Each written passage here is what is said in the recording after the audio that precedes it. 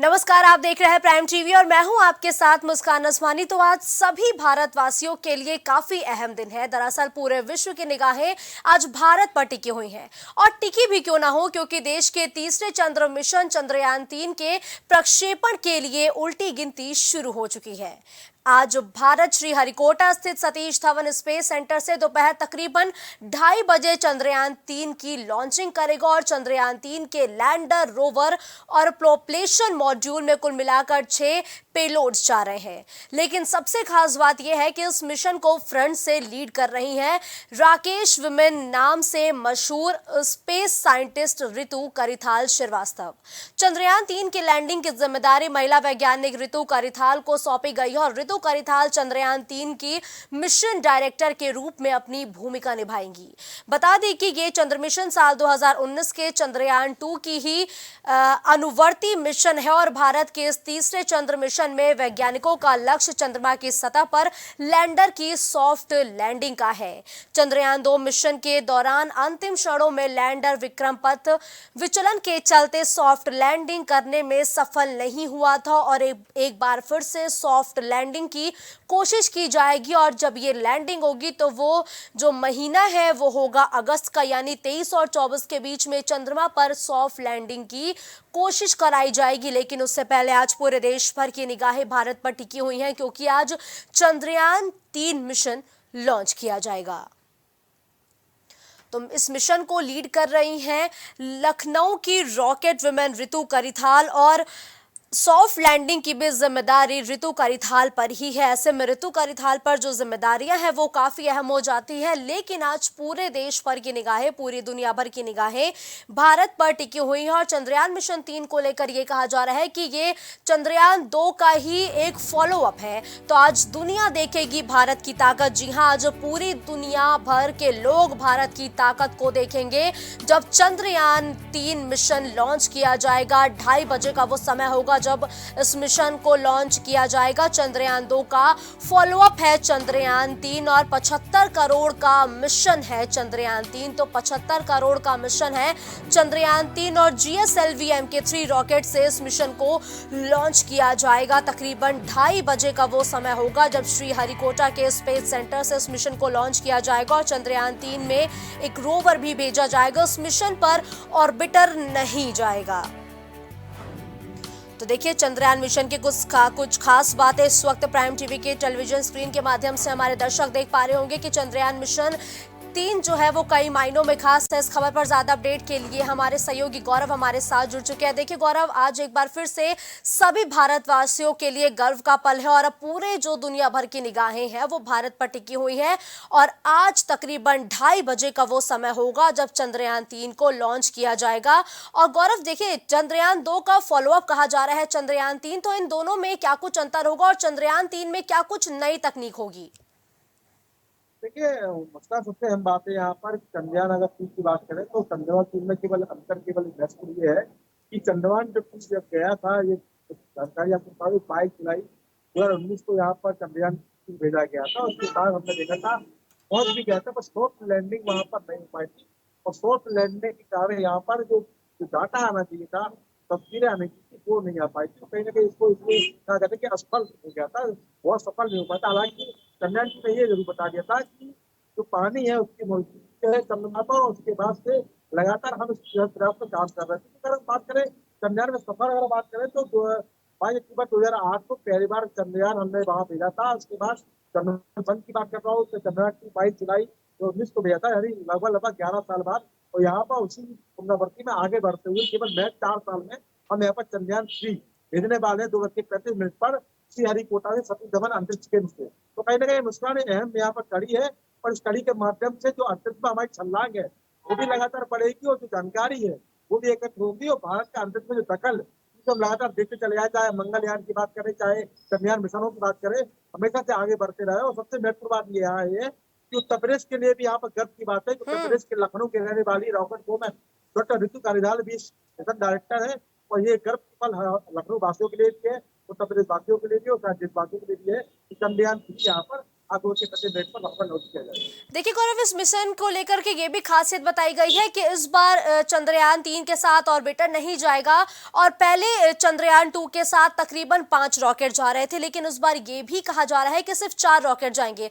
क्या कुछ अंतर होगा चंद्रयान 3 में? देखिए हल्का किया गया है उसका, यहाँ पर हल्का किया गया है। उसके अलावा अगर हम बात करें तो यहाँ पर दो एरोस्पेस रॉकेट किए गए, 5 गए थे, इस बार 4 जा रहा है, जो कि गोदरेज एरोस्पेस कंपनी द्वारा बनाए गए, हल्के बनाए गए और जिससे अधिक से अधिक ईंधन ले जा सके। और सबसे महत्वपूर्ण बात है मुस्कान कि यहाँ पर जब 23 अगस्त के वहां पर लगभग वहां पहुंचने की संभावना रहेगी।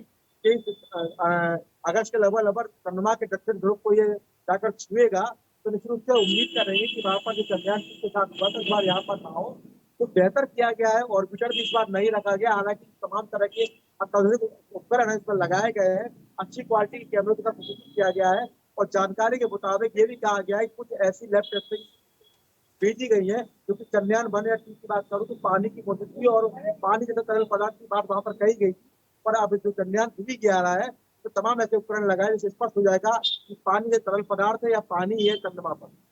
देखिए गौरव, किस तरीके के लक्ष्य को ध्यान में रखते हुए चंद्रयान 3 को भेजा जा रहा है और चंद्रयान 3 के जाने से किस तरीके की तस्वीरें इसरो को मिलेगी और जानकारी मिलेगी? देखिए इसरो को जानकारी यहाँ पर ये मिलने वाली है कि पानी है, जो अभी 2 बार हमने देखा है कि पानी पर बताया गया था तरल पदार्थ असली है क्या, पानी है, तरल पदार्थ क्या है, कोई कैसे कहीं चंद्रमा की सतह कैसी है, चंद्रमा पर जीवन की बात कही जाती है, चंद्रमा पर जीवन किस परिस्थिति में मुमकिन हो सकता है। लेकिन लोग यहाँ पर अब बात करते हैं कि धरती से अलग हम अंतरिक्ष में जाके रहेंगे, चंद्रमा पर जीवन के हम लोग लगातार बात करते हैं।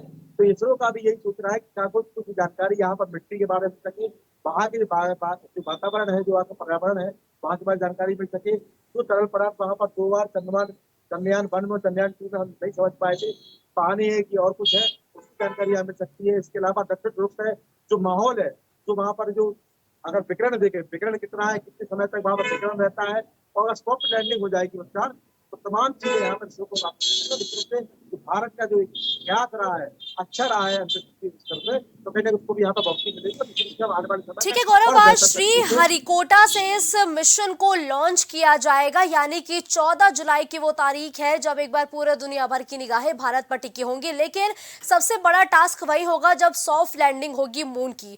तो इस बीच कितना समय लगेगा मून पर सॉफ्ट लैंडिंग करने में?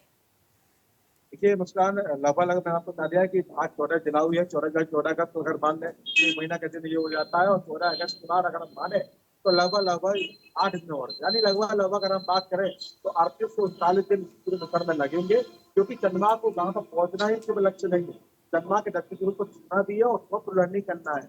अगर सॉफ्ट लैंडिंग होती है तो जो आपके तमाम उपकरण होते हैं, जो आपको तमाम चीजें बात भेजी है अपने चंद्रयान के माध्यम से, वो टूटती नहीं है, वो डैमेज नहीं होती है, और आप जिसे आप जो आपका उद्देश्य है वो सफल हो जाता है। तो यहाँ पर फिलहाल हम भी और उत्तर प्रदेश के सारे निवासी भी, लखनऊ के निवासी भी और भारत निवासी यही उम्मीद करेंगे कि आज सफल लैंडिंग यहाँ पर हो जाए, और 23 अगस्त के लगभग चंद्रमा की सॉफ्ट लैंडिंग पर हमारा जो चंद्रयान 3 पहुंचेगा, तो निश्चित रूप से एक इतिहास भी बनेगा और तमाम जानकारी हमको इसरो के माध्यम से मिलती नजर आएगी। लेकिन देखिए गौरव, सॉफ्ट लैंडिंग एक बहुत ही बड़ी चुनौती रहा है, क्योंकि इससे पहले चंद्रयान 1 और 2 मिशन में भी सॉफ्ट लैंडिंग के दौरान ही जो ये हमारा मिशन था ये क्रैश हो चुका था, यानी कि मिशन पूरा नहीं हो पाया था।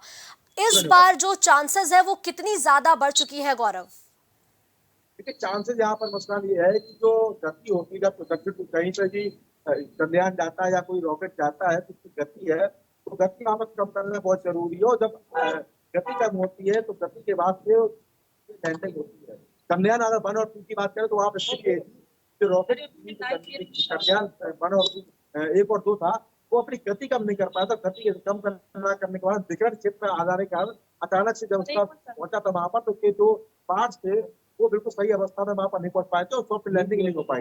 यहाँ पर भी प्रयास यही रहेगा कि जो गति है, फिलहाल जो गति है वो 30-34 हजार किलोमीटर प्रति घंटा के हिसाब से बताई जा रही है, इस गति से वहां पर चंद्रमा तक जाए। पर इस गति के साथ साथ यहाँ ये भी है कि जब चंद्रमा पर सॉफ्ट लैंडिंग का समय आएगा तो वहां गति कंट्रोल करना, गति को नियंत्रित करना ये अहम पहलू होगा। अगर गति को नियंत्रित कर ले तो मिशन को सॉफ्ट लैंडिंग होगी।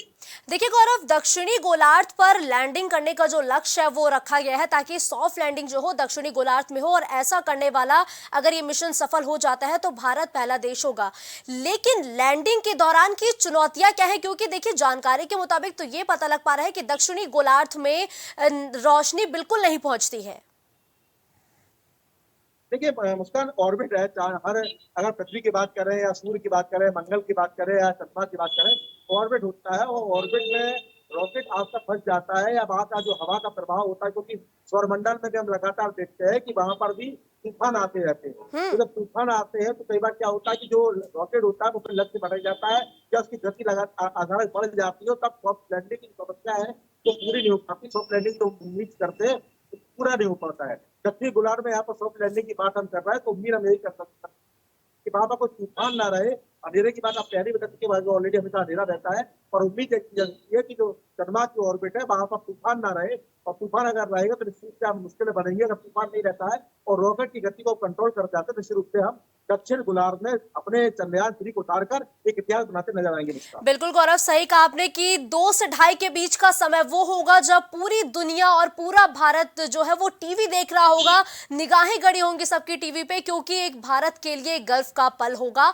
धन्यवाद गौरव इस खबर पर हमारे साथ जुड़ने के लिए। आगे भी लगातार गौरव इस खबर पर हमारे साथ बने रहेंगे और तमाम जानकारियां देंगे, क्योंकि आज का दिन हर एक भारतवासी के लिए गर्व का पल है, क्योंकि आज चंद्रयान मिशन 3 को लॉन्च किया जाएगा। चंद्रयान मिशन 2 का फॉलोअप है चंद्रयान मिशन। दरअसल जब 2019 में चंद्रयान मिशन 2 को लॉन्च किया गया था, सब कुछ ठीक चल रहा था, लेकिन जैसे ही लैंडिंग का समय आता है तकरीबन 1 किलोमीटर पहले संपर्क टूट जाता है। फिलहाल संपर्क भी नहीं स्थापित हो पाए हैं और अब वैज्ञानिक यही मान रहे हैं कि जो उनका लॉन्चिंग पैड था, जो लॉन्चिंग की चीजें थी, वो सभी क्रैश कर गई थी। तो देखिए दोपहर तकरीबन 2:30 बजे वो समय होगा जब श्री हरिकोटा से इस मिशन को लॉन्च किया जाएगा।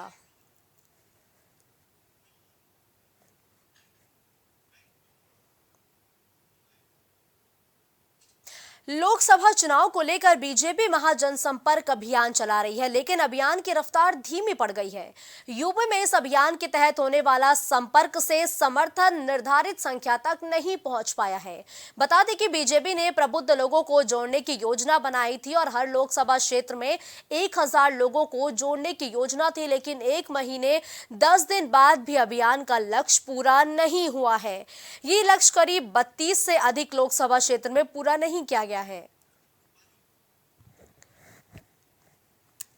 तो देखिए बीजेपी के महाजनसंपर्क अभियान को जो है एक तरफ धार नहीं मिली, तो बीजेपी ने जो लक्ष्य निर्धारित किया था प्रबुद्ध जनों को भारतीय जनता पार्टी से जोड़ने के लिए, तकरीबन 32 से अधिक लोकसभा क्षेत्र ऐसे हैं जहां पर ये टारगेट नहीं पूरा हो पाया है। सुहानी इस खबर पर तमाम अपडेट के लिए हमारे साथ जुड़ चुके हैं। देखिए सुहानी, लगातार भारतीय जनता पार्टी की तरफ से अभियान चलाया जा रहा है, महाजनसंपर्क अभियान भी चलाया जा रहा है, साथ ही प्रबुद्ध जन को जोड़ने की भी कवायद की जा रही है, लेकिन इन सभी अभियानों में सांसद फेल होते हुए नजर आ रहे हैं। क्या माना जाए सुहानी की भारतीय जनता पार्टी की लोकप्रियता कम हुई है?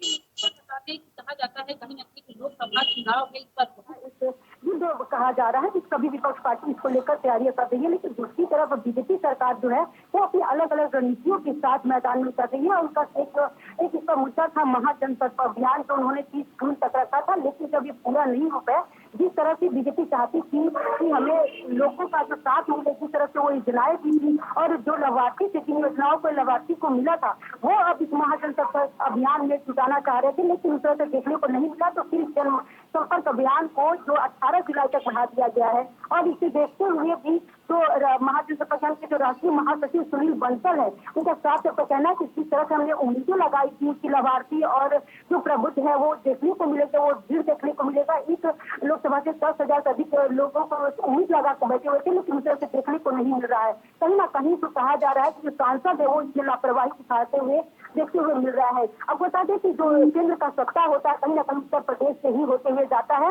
और इसीलिए सभी पार्टी जो है उत्तर प्रदेश में अपनी सीटों को साधने के लिए पुरजोर कोशिश करते हैं और पूरी तरह से तैयारी भी करते हैं। लेकिन उत्तर प्रदेश में ही मुस्कान आधी दर्जन से अधिक लोकसभा सीटों पर जो है बहुत कम ऐसी देखने को मिला जो कि जहाँ पे सांसद जो है भीड़ जुटा नहीं पाई और अलग अलग रणनीति से जो बीजेपी सरकार की योजनाएं थी, जैसे कि किसी पे चर्चा, काय पे चर्चा हो गया, या ये कहे कि जो मिड कॉल पर ऐसी तमाम योजनाएं जो है वो बीजेपी सरकार लाई, लेकिन अभी भी उसका फायदा देखते हुए जमीनी स्तर से नहीं मिल रहा है। लेकिन देखिए सुहानी, 32 से ज्यादा लोकसभा क्षेत्र ऐसे हैं जहां पर काम नहीं किया गया है। वो क्षेत्र कौन कौन से हैं जिनके सांसदों पर गाज गिर सकती है या 24 के चुनावी रेस से वो बाहर किए जा सकते हैं? जी, जैसे कि आपने उत्तर प्रदेश के तमाम ऐसे क्षेत्र हैं, बत्ती जैसे कि आप कह सकती हैं कि जैसे लखनऊ के ऐसे तमाम क्षेत्र है जहाँ पे बीजेपी सरकार अपनी योजनाएं को थी, लेकिन वहाँ के जो लोग हैं वो उससे कहीं ना कहीं उसे वो मान्य नहीं रहा है, या यूँ कहे कि सांसदों की जो इस पे लापरवाही है वो सामने दिख रहा है। तो इसी लेकर कहीं ना कहीं बीजेपी जो है 32 से 30% तक जो सांसदों का इस पर टिकट भी काटने के लिए पूरी तरह से तैयार है और नए चेहरों को जो है इस बार पार्टी में जगह देने के लिए पूरी तरह से तैयारियां कर चुकी है और उनका रिपोर्ट भी तैयार कर रही है। ऐसे तमाम जगह है, आपको बता सकते हैं उत्तर प्रदेश को कि जो कि उससे सांसद अपने काम नहीं किए हैं और ना ही उनके जो लाभार्थी हैं वो सामने आ रहे हैं। इसी लेकर कहीं ना कहीं जो हमारे राष्ट्रीय अध्यक्ष जेपी नड्डा, वो भी अपने राजनीति तथा कई वरिष्ठ नेता है, वो भी इसको पूरी तरह से अपनी राजनीति जाहिर कर रहे हैं। उनका साथ से कहना है कि जो भी सांसद अपने काम में सफल नहीं हो रहा है उनकी इस बार टिकट कट सकते हैं। तमाम ऐसे नेता है, वरिष्ठ नेता है, इनका सांसद इस बार उनका टिकट करने की पूरी तरह से जो बीजेपी तैयारी कर चुकी है, क्योंकि वो चाहती है कि लोकसभा में ऐसा कुछ गड़बड़ी ना हो, पूरी तरह से तैयारियों में है और इसीलिए कर्नाटक से जिस तरह से हार मिला है वो इसमें कोई भी गलती नहीं करना चाहती है और इसलिए पूरी तरह से तैयारी से करना चाहती है। तमाम ऐसी जो योजनाएं होने वाली है, मार्च से वही पसंदा मुस्लिम को, तो उसके लिए भी अब एक जो स्नेह यात्रा निकाल रही है और ये स्नेह यात्रा जो 27 जुलाई को निकालेगी। तो अलग अलग नीतियों के साथ बीजेपी सरकार उतर तो रही है, लेकिन जमीनी जो हकीकत है वो देखने को नहीं मिल रही है। ना जमीनी फायदा उसको मिले, ना जनता के पास उसकी योजनाएं हैं वो सीधे पहुंच रही है। तो बिल्कुल सही कहा आपने सुहानी, धन्यवाद इस खबर पर हमारे साथ जुड़ने के लिए। कि देखिए केंद्रीय स्तर पर तो काम किए जा रहे हैं, योजनाएं भी लागू की जा रही है, लेकिन धरातल पर वो विफल होती हुई दिखाई दे रही है। तो वही कई सांसदों पर गाज भी गिर सकती है क्योंकि वो महाजनसंपर्क अभियान को सफल नहीं बना पाए, ना तो भीड़ इकट्ठा कर पाए और जितनी भी कार्यक्रम भारतीय जनता पार्टी की तरफ से जनता को जोड़ने के लिए चलाए जा रहे थे उसको भी वो साकार नहीं कर पाए, ना ही एक निर्धारित लक्ष्य तक पहुंचा पाए।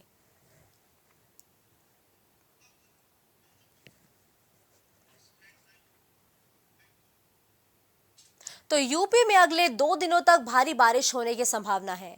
मौसम विभाग के मुताबिक 15 जुलाई तक यूपी के सभी जिलों में भारी बारिश होगी। साथ ही कुछ जनपदों में भारी बारिश और नदियों की स्थिति के चलते बाढ़ की आशंका को देखते हुए प्रदेश के योगी सरकार एक्शन मोड में नजर आ रहे हैं।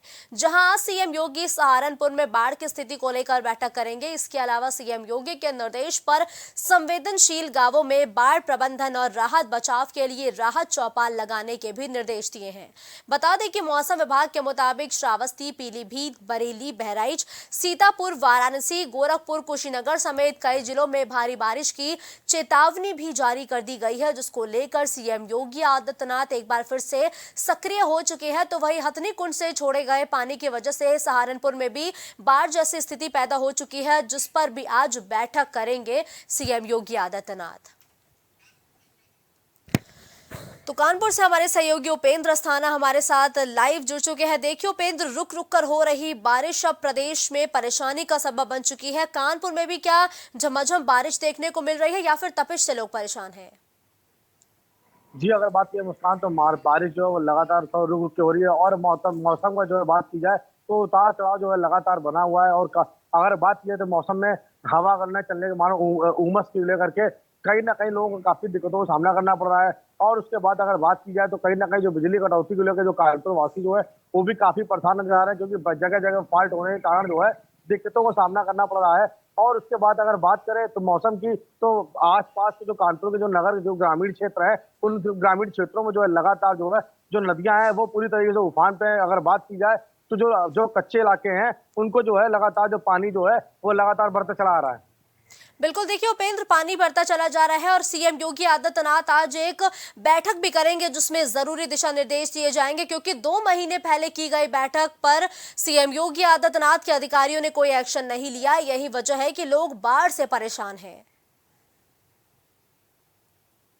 जी उपेंद्र। मुस्कान, आपको पता चले किस तरीके अगर बात की जाए तो पूरी तरह से अगर बाढ़ की तो आपको दिखा जा रहा है कि जो कानपुर के जो आवासीय क्षेत्र है ये पांडव नदी निकले, आप देख रहे हैं पूरी तरीके से जो है आवासीय इलाके में जो पांडव नदी है पूरी तरीके से बढ़ते चली जा रही है।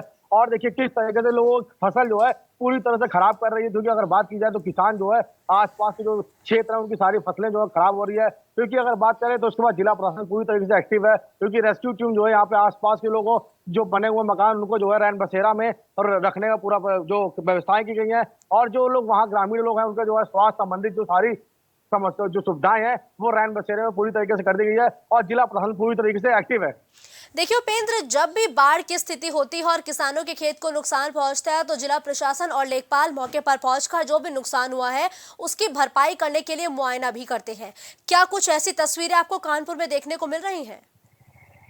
जी हाँ, बिल्कुल अदरक की मुस्कान पूरी तरीके से जो जिला प्रशासन पूरी तरह से एक्टिव है, क्योंकि अगर बात की जाए तो जिला प्रशासन जो है जो कानपुर का डीएम है वो खुद टाइम इस चीज की मॉनिटरिंग कर रहे हैं। जो एसडीएम है उनको जो है जो आसपास के कानपुर के जो जितने भी इलाके ग्रामीण इलाके पड़ रहे हैं, क्योंकि अगर बात की तो कानपुर में गंगा नदी के बाद जो पांडव नदी है जिसको हम आपको दिखा रहे हैं टेलीविजन स्क्रीन पे, जो पांडव नदी जो है ये दोनों नदियों का जो बाढ़ का पानी जो है पूरी तरीके से जो बारिश के पानी जिसके कारण जो डूबे हुए इलाके हैं इसको लेकर कहीं ना कहीं अगर बात की जाए पूरी तरीके से तो मुस्कान जो कानपुर के जो 10 विधानसभा में जो 10 विधायक में 7 विधायक भारतीय जनता पार्टी के हैं वो पूरे विधायक पे पहाड़ क्षेत्रों में ग्रामीण क्षेत्रों में लोगों से मिल रहे हैं और जो समस्याएं वो है डीएम से पूरी बात करेंगे जल्द से जल्द लोगों को जो है जो फंसे हुए हैं जनमानस उनकी पूरी तरीके से सुविधा देने के लिए तैयार है कानपुर का प्रशासन। बिल्कुल, धन्यवाद उपेंद्र हमारे साथ जुड़ते हुए तमाम तस्वीरें हमारे दर्शकों तक पहुंचाने के लिए। तो देखिए फिलहाल कानपुर में तपिश देखने को मिल रही है, लेकिन जिस तरीके से पहाड़ी इलाकों पर बारिश की वजह से पानी छोड़ा जा रहा है उसका असर भी यूपी के अलग अलग जिलों में देखने को मिल रहा है। तो वही पांडु नदी अपने उफान पर है, गंगा नदी अपने उफान पर है,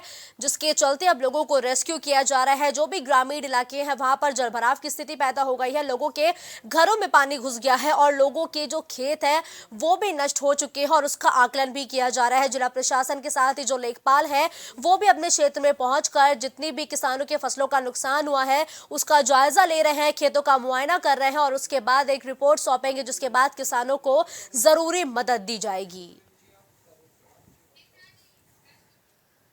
तो देखिए बारिश इस वक्त आफत बनकर आई है, क्योंकि ना जाने कितने शहर डूब गए, ना जाने कितनों के आशियाने उनसे छिन गए, क्योंकि बाढ़ बारिश से हाहाकार मचा हुआ है। क्या मैदानी इलाके, क्या पहाड़ी इलाके, हर तरफ बारिश से हाहाकार मचा हुआ है और जल प्रलय अपने उफान पर है।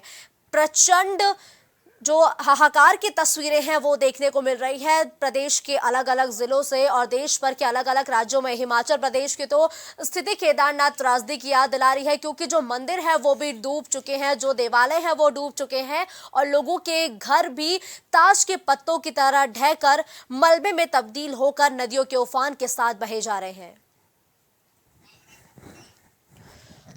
तो देखिए आगरा से इस खबर पर तमाम जानकारी के लिए हमारे साथ जीशान भी जुड़ चुके हैं। जीशान, जिस तरीके से लगातार पहाड़ी इलाकों में हो रही बारिश का असर मैदानी इलाकों में देखने को मिल रहा है, क्या जीशान नदियां आगरा में भी उफान पर हैं? और अगर उफान पर है तो जो मौजूदा प्रशासन है, जिला प्रशासन है, उनकी तरफ से किस तरीके से रेस्क्यू किया जा रहा है? देखिए बिल्कुल आपको बता दूं कि जो पहाड़ी इलाकों में लगातार मूसलाधार बारिश की वजह से मैदानी इलाकों में लगातार जल स्तर की समस्या जो देखी जा रही है। इस वक्त हम मौजूद हैं आगरा की यमुना नदी के पास। आप साफ तौर से देख सकते हैं ये आगरा की यमुना नदी है। यहाँ पर बड़ी स्तर से पानी का बहाव बह रहा है। आप साफ तौर से देख सकते हैं सामने दुनिया की सबसे खूबसूरत इमारत है ताजमहल, और ताजमहल का नजारा भी बेहद खूबसूरत लग रहा है। लेकिन ताजनगरी आगरा के लोगों के लिए ये यमुना का जो बहाव है वो कहीं ना कहीं डरावना देखा जा रहा है। अगर हम यमुना स्तर की बात करें तो यहाँ पर जो 92 स्क्वायर फुट से पानी बह रहा है, जो कह सकते हैं कि जो खतरे का निशान है उससे 8 स्क्वायर फुट बाकी है। साफ तौर से कह सकते हैं कि बड़े स्तर से यहाँ पर पानी का बहाव बह रहा है। और जो हम अगर यमुना के जो बगल के जो इलाके होते हैं, जो नीचे स्तर के इलाके होते हैं, कहीं ना कहीं उनको खतरे का आशंका है, कहीं ना कहीं बाढ़ की आशंका है। अगर हम जिला प्रशासन की बात करें तो जिला प्रशासन ने यहाँ पर अलर्ट जारी कर दिया है। जो निचले इलाकों के क्षेत्र हैं वहां पर अलर्ट किया गया है और ये मुनादी की गई है। सभी जो आसपास के इलाके हैं उनको अवगत कराया गया है कि यहाँ पर बाढ़ की आशंका है और पानी का जल स्तर लगातार लगातार बढ़ता जा रहा है। इसी को लेकर यहाँ पर अलर्ट भी जारी किया गया है। जी बिल्कुल सही कहा आपने जीशान। जिस तरीके से यमुना दिल्ली में उफान मचा रही है, देश की राजधानी में तबाही की तस्वीरें देखने को मिल रही है, तो ठीक यमुना के किनारे बसा आगरा, जहां पर बाढ़ की स्थिति पैदा हो चुकी है, ऐसे में प्रशासन की तरफ से पुख्ता इंतजाम तो कर दिए गए हैं जीशान, लेकिन अगर यमुना का जल स्तर बढ़ता है तो क्या दिल्ली की ही तरह आगरा में भी तबाही देखने को मिलेगी जीशान? देखिए, बिल्कुल मैं आपको बता दूं, आगरा जिला प्रशासन लगातार अलर्ट जारी कर रहा है और हम इस वक्त मौजूद हैं। हमारे साथ अपर नगर आयुक्त जी हैं, इनसे बात कर लेते हैं और जानते हैं कि किस तरीके से जिला प्रशासन की और नगर निगम की व्यवस्थाएं हैं। देखिए, जैसा कि हम लोग देख रहे हैं कि दिल्ली में वर्तमान में बाढ़ की हालात बने हुए हैं और वहाँ से हथनीकुंड बैराज से जो पानी छोड़ा जा रहा है उसके कारण आगरा में भी ऐसी संभावना है कि यहाँ भी बाढ़ आ सकती है। इसके संबंध में नगर निगम द्वारा कल से ही जो निचले इलाके हैं वहाँ पे हम लोग मुनादी करा रहे हैं। लोगों को ये लगातार चेतावनी जारी की जा रही है कि नदी का जलस्तर तेजी से बढ़ रहा है, ना तो खुद अपने नहाने जाएं और ना ही लोग अपने पशुओं को लेकर के नदी में जाएं। इसके अतिरिक्त नगर निगम द्वारा जो है पर्याप्त तैयारियां की जा रही हैं। जो भी बाढ़ चौकियां जिला प्रशासन की तरफ से बनाई गई हैं उस पे हम लोगों ने अधिकारियों की ड्यूटी लिखित रूप से लगा दी है, ताकि कहीं भी साफ सफाई और बिजली और पानी की जो समस्या है उसको नगर निगम को ही हैंडल करना है। उसके लिए हम लोग पूरी तरीके से मुस्तैद हैं। घाटों पे हम लोग बैरिकेडिंग का कार्य करा रहे हैं और सभी जो हमारे नगर निगम के जितने भी सफाई कर्मचारी हों या अधिकारी हैं सबको अलर्ट मोड पे रखा गया है कि कोई भी विपरीत परिस्थिति आती है तो हम लोग उसको सफलतापूर्वक। देखा आपने, ये हमारे साथ मौजूद थे नगर निगम के अधिकारी अपर नगर आयुक्त, जिनका साफ तौर से कहना है कि नगर निगम की तरफ से पूरी तैयारियां की जा रही हैं। और यहाँ पर आपको साफ तौर से दिखा दें, ये यमुना नदी का किनारा है। यहाँ पर नगर निगम की ओर से बैरिकेडिंग की जा रही है। आप साफ तौर से देख सकते हैं, यहाँ पर नगर निगम के कर्मचारी भी मौजूद हैं जो यमुना नदी के किनारे से बैरिकेडिंग कर रहे हैं। जी बिल्कुल। देखिए जीशान, अगर हम दिल्ली की बात करें तो दिल्ली में लगातार यमुना खतरे के निशान से ऊपर बह रही है और ये वही यमुना है जो आपके पीछे मौजूद है, जो दिल्ली में तबाही मचा रखी है। फिलहाल अगर हम मौजूदा वक्त में यमुना के वाटर लेवल का बात करें आगरा में तो क्या है? देखिए, बिल्कुल मैं आपको बता दूं, जिस तरीके से दिल्ली में वाटर लेवल जो कह सकते हैं कि खतरे के निशान से ऊपर यमुना नदी बह रही है, वहीं आगरा की अगर हम बात करें तो आगरा में जो वाटर लेवल है वो 92 लेवल पर यमुना नदी बह रही है। तो कह सकते हैं कहीं ना कहीं जो 8 लेवल बचे हैं उसको 8 लेवल बचे हुए हैं, 8 लेवल के बाद से यमुना नदी खतरे के निशान से ऊपर जाकर बह जाएगी, जिससे आसपास के जो क्षेत्र हैं वो कहीं ना कहीं इस पानी में जलमग्न हो जाएंगे। अगर हम बात करें आगरा की तो आगरा में कभी बाढ़ नहीं आई, लेकिन 40 साल पहले एक बाढ़ आई थी जिससे कि आगरा के आसपास के जो क्षेत्र हैं वो पूरी तरीके से पानी में जलमग्न हो गए लेकिन थे। देखिए जीशान, जिसकी क्या वजह लगता है से कि आने वाले कुछ दिनों में यमुना का वाटर लेवल और बढ़ेगा या फिर कम होगा? देखिए, बिल्कुल मैं आपको बता दूं, जिस तरीके से पहाड़ों पर पानी बरस रहा है, दिल्ली की बात करें, देश के तमाम राज्यों में लगातार पानी बरस रहा है उसको लेकर। वहीं अगर हम यमुना नदी की बात करें तो यमुना नदी 2 दिन पहले की अगर हम बात करें तो यमुना नदी का पूरा जो यमुना नदी है पूरी सूखी पड़ी थी। लेकिन अगर हम अभी की आज की तस्वीरें दिखाएं तो आप साफ तौर से देख सकते हैं, ये नजारा ही बिल्कुल अलग है। यमुना नदी अपने उफान पर है। कह सकते हैं कि 92 लेवल है, पानी वाटर लेवल है उससे बह रही है। कहीं ना कहीं आगरा के लोगों के लिए खतरा भी साबित हो सकता है, क्योंकि आगरा में 40 साल पहले बाढ़ की हालात पैदा हुए थे। लेकिन अब जो वाटर लेवल का जो 92 पॉइंट है, तो कहीं ना कहीं कह सकते हैं कि वाटर लेवल आगे भी बढ़ सकता है, जिससे आगरा वासियों को भी बाढ़ की जो चपेट है वो आ सकते हैं। जी बिल्कुल, धन्यवाद जीशान, हमारे साथ जुड़ते हुए तमाम तस्वीरें और अपडेट हमारे दर्शकों तक पहुंचाने के लिए। तो देखिए, आगरा में फिलहाल यमुना रेड बार को क्रॉस नहीं की है, मतलब 8 यूनिट और बाकी है। अगर लगातार पानी छोड़ा जाता है या ताज नगरी में अगर झमाझम बारिश होती है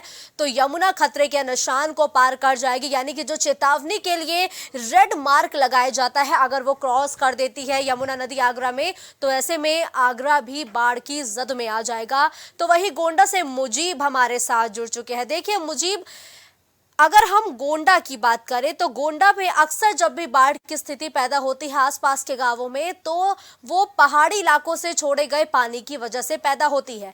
क्या इस बार की भी तस्वीरें वही हैं जो हर साल होती हैं? तरफगंज तहसील और नवाबगंज तहसील में जिस तरीके से बाढ़ का पानी जो है पहाड़ों पर से छोड़ा जाता है, जिस तरीके से मानसून में दस्तक दी है, उस तरीके से बाढ़ से काफी प्रभावित होते हैं, जिस तरीके से गाँव में पानी भर जाता है। जी बिल्कुल, देखिए तो मुजीब, प्रशासन की तरफ से किस तरीके से काम किया जा रहा है राहत और बचाव का? जी प्रशासन ने तो पूरी तैयारी कर रखी है, लेकिन देखने वाली ये बात होगी कि कुल 75 सेंटीमीटर बचा हुआ है घाघरा को छूटने के लिए, और जिस तरीके से पहाड़ों पर से पानी छोड़े जा रहे हैं, उस तरीके से देखने वाली बात होगी कि इस बार क्या वो बचा पाते हैं या फिर सारे लोगों की फसल डूबती है या जिससे पानी भरा जाता है। जी ठीक है, देखिए मुजीब, प्रशासन की तरफ से राहत और बचाव का काम तो लगातार हर बार किया जाता है, लेकिन उसके बावजूद भी किसानों का खासा नुकसान होता है। क्या इस बार फिलहाल अगर हम मौजूदा वक्त की बात करें तो किसानों के जो खेत है वो सुरक्षित है या फिर बाढ़ की स्थिति देखने को मिल रही है? जी आपको बता दें कि परसों स्वतंत्र उद्योग मंत्री भी वहाँ पे दौरा करे थे, और दौरे के दौरान उन्होंने काफी किट भी बांटे थे, लेकिन देखने वाली ये बात होगी कि जिस तरीके से वहाँ पे बंधे पे काम होता है, उस तार की वजह से क्या उस बार अपनी बचा पाता है या फिर गाँव वाले बेबस हो गए। जी ठीक है, धन्यवाद मुजीब, हमारे साथ जुड़ते हुए तमाम अपडेट और तस्वीरें हमारे दर्शकों तक पहुंचाने के लिए। तो देखिए, गोंडा, आगरा और कानपुर, इन तीनों ही जगहों पर फिलहाल बारिश नहीं हो रही है, लेकिन पहाड़ी इलाकों पर हो रही बारिश का असर देखने को मिल रहा है, क्योंकि नदियां उफान पर हैं और लगातार जो वाटर लेवल है वो बढ़ता जा रहा है। चाहे अगर हम गंगा किनारे बसे शहर कानपुर की बात करें तो वहां पर भी गंगा का वाटर लेवल लगातार बढ़ता जा रहा है। तो वही ताज नगरी यानी कि यमुना किनारे बसे शहर ताज नगरी में भी अब लोगों में डर का माहौल है, क्योंकि अगर पानी बढ़ता है, अगर वाटर लेवल बढ़ता है तो उससे बाढ़ की स्थिति एक बार पैदा हो जाएगी। आगरा में 40 साल बाद एक बार फिर से ताजनगरी आगरा को बाढ़ जैसी स्थिति का सामना करना पड़ सकता है अगर यमुना का वाटर लेवल बढ़ता है तो देखिए, दूसरी तरफ कानपुर से हमारे सहयोगी अनिल एक बार फिर से हमारे साथ तमाम अपडेट के लिए जुड़ चुके हैं। देखिए अनिल, लगातार बाढ़ का कहर जारी है, क्योंकि पहाड़ी इलाकों पर बारिश से नदियां उफान पर है।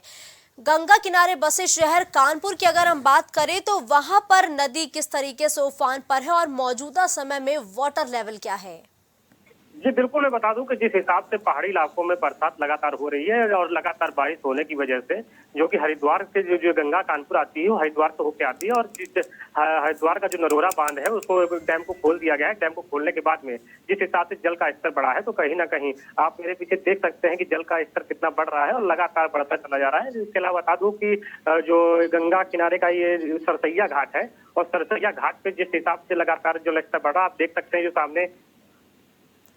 बिल्कुल ठीक है, धन्यवाद अनिल, हमारे साथ जुड़ते हुए तमाम अपडेट हमारे दर्शकों तक पहुंचाने के लिए। तो देखिए अनिल लगातार हमारे साथ बने हुए थे, जो तमाम तस्वीरें हैं मौजूदा हालात हमारे दर्शकों तक उन्होंने पहुंचाए, और इस वक्त जो नदियां हैं वो उफान पर हैं।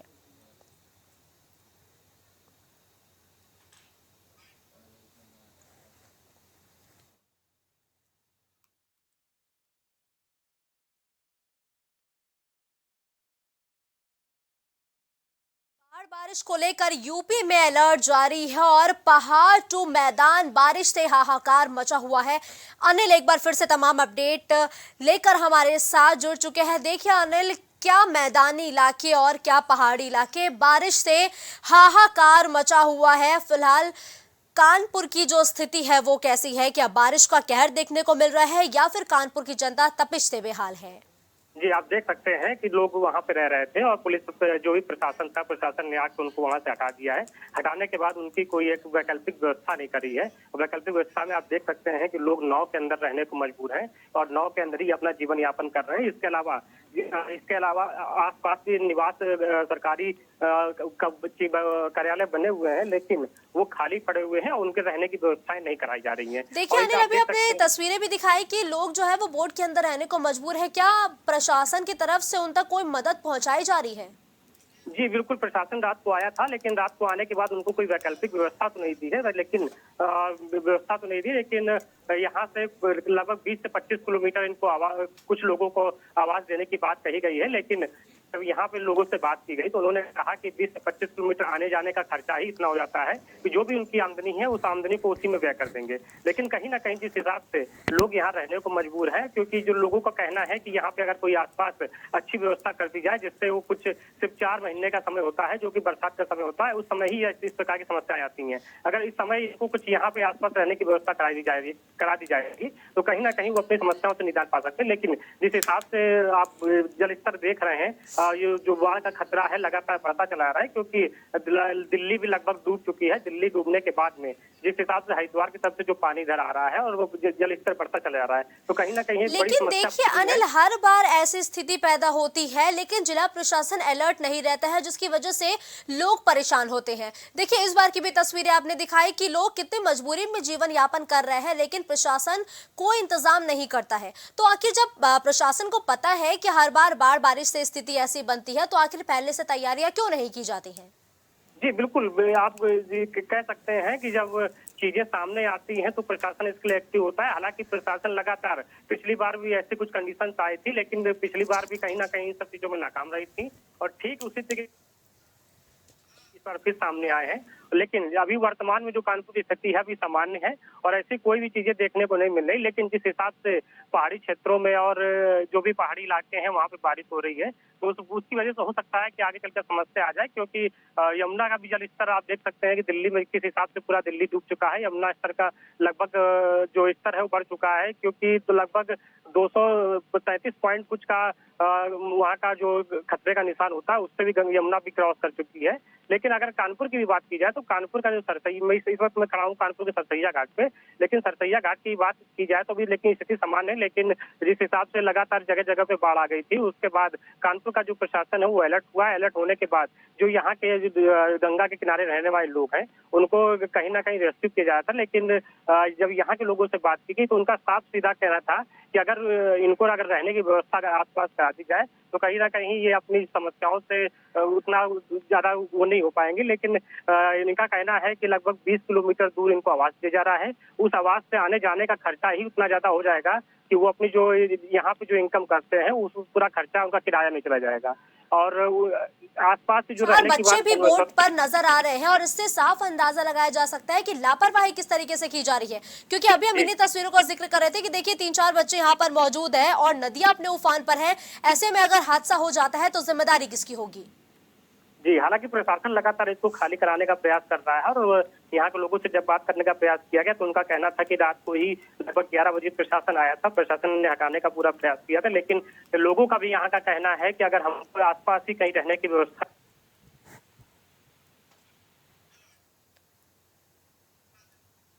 ठीक है, धन्यवाद अनिल हमारे साथ जुड़ते हुए तमाम तस्वीरें हमारे दर्शकों तक पहुंचाने के लिए। तो देखिए कानपुर में भी नदी अपने उफान पर है। फिलहाल कानपुर में तपिश बनी हुई है, लेकिन जो पहाड़ी इलाकों में हो रही बारिश की वजह से जो नदियां हैं वो उफान पर आ चुकी है। ऐसे में प्रशासन सक्रिय हो चुका है, अलर्ट हो चुका है।